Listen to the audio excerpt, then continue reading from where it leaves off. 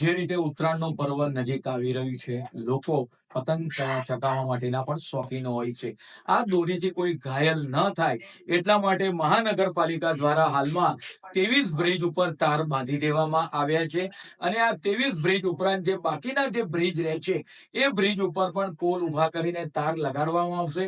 આમ કોઈ પણ અમદાવાદનો નાગરિક દોરીથી ઘાયલ ન થાય એ માટેના તકેદારીના ભાગરૂપે આ તાર બાંધવામાં આવ્યા છે. તદુપરાંત દોરીથી કોઈ પક્ષી ઘાયલ થાય તો તરત એને સારવાર મળે એ માટે એના પણ હેલ્પલાઇન નંબર અમદાવાદની વેબસાઇટ ઉપર કોર્પોરેશનની જાહેર કરવામાં આવશે. પરિણામે નગરજનો પક્ષી ઘાયલ થતા તેને આ નંબર પર ફોન કરશે તો એનજીઓના માણસો એ પક્ષીઓને બચાવવા માટે તરત જ આવી જશે. અને સૌએ નાગરિકોને આપણે વાત કરીએ કે આવી કઈ જરૂરિયાત જણાય તો તરત જ એ એનજીઓના નંબર પર ફોન કરે અને અબોલા પક્ષીઓને આપણે સૌ ભેગા થઈને મદદ કરીએ. મહાનગરપાલિકાની અંદર કેટલીક જગ્યાએ આપણે વાત કરીએ અનઅધિકૃત બાંધકામ દબાણ રોડ ઉપર કરી દેતા હોય છે. સામાન્ય રીતે આ બાંધકામ થયા પછી મંજૂરી લીધા વગર પછી પોલીસની મદદ લેવાની પડતી હોય છે.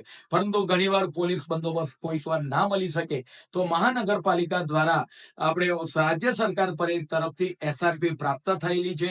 આ એસઆરપી નો ઉપયોગ કરી આવનાર સમયગાળા દરમિયાન જે પણ ડિમોલેશન કરવાના હશે ત્યાં આગળ એસઆરપી નો ઉપયોગ કરવામાં આવશે. તદુપરાંત કેટલાક ઝોનની અંદર કેટલાક વોર્ડની અંદર કેટલાક દબાણો થયેલા હોય છે. છડાવડ પોલીસ સ્ટેશનની સામેનો ભાગ હોય, રાજીવનગરની અંદર હોય, બુલેટ ટ્રેનના પ્લેટફોર્મ નંબર 12 ની પાછળનો ભાગ હોય, લાલ બહાદુર સ્ટેડિયમની આજુબાજુનો થોડોક ભાગ હોય. આવા જે દબાણો જે આઈડેન્ટિફાઈ કરેલા છે આવનાર સમયગાળા દરમિયાન આ દબાણો એસઆરપી ની મદદથી અમે આ દૂર કરવા માટે જઈ રહ્યા છીએ. અમદાવાદ મહાનગરપાલિકા દ્વારા મિશન મિલિયન 30 લાખ વૃક્ષોનું આયોજન કરવામાં આવ્યું હતું. તેમાં એનજીઓ સહભાગી થઈ હતી.